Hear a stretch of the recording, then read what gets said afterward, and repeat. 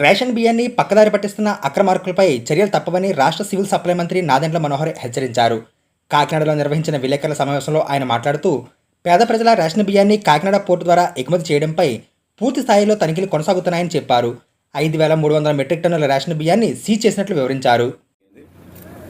ఈరోజు యాంకరేజ్ పోర్ట్లో కూడా వీళ్ళు ఇదే విధంగా దుర్మార్గంగా వీళ్ళు పేద ప్రజల పొట్ట కొట్టేసి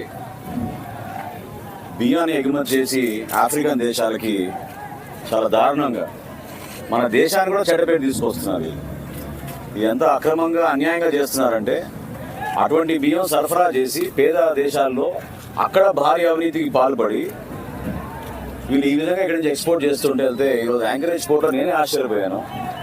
మొట్టమొదటిసారి ఇక్కడికి వస్తున్నాను. విన్నాను ఇన్ని సంవత్సరాల నుంచి యాంకరేజ్ పోర్ట్ గురించి, ఏ విధంగా ఈ ద్వారంపూడి కుటుంబం మొత్తం కాకినాడ పోర్ట్ని కబ్జా చేసి అడ్డాగా చేసి యాంకరేజ్ పోర్ట్ని ఉపయోగిస్తున్నారు అనేది పుంకాలుగా మనం మీడియా సోదరుల ద్వారా చదువుతూనే ఉన్నాం, చూస్తూనే ఉన్నాం.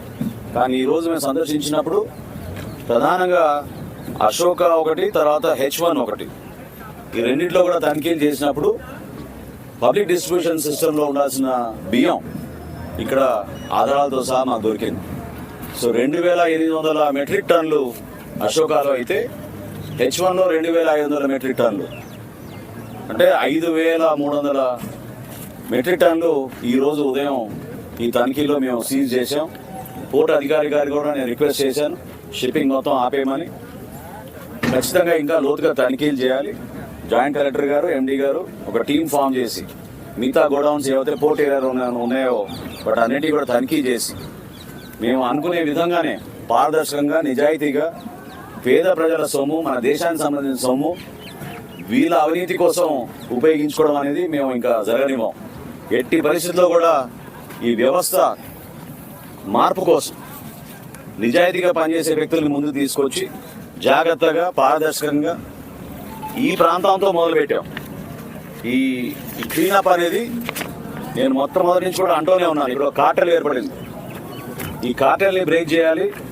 సమయం పెట్టినా పర్లేదు, ఎంత కష్టమైనా పర్లేదు, ప్రతి గొడవలో వెళ్ళి మేము చెక్ చేస్తాం. PDS రైస్ ఎక్కడైతే పేద ప్రజల కోసం డిస్ట్రిబ్యూషన్ కోసం రాష్ట్ర ప్రభుత్వం నుంచి ఇంత ఖర్చు చేసి మేము వెచ్చించి క్షేత్రస్థాయిలో అందిస్తున్నామో కార్డుదారులకి లబ్ధి కలగడం లేదు, అక్కడ రైతుకి అన్యాయం జరుగుతోంది.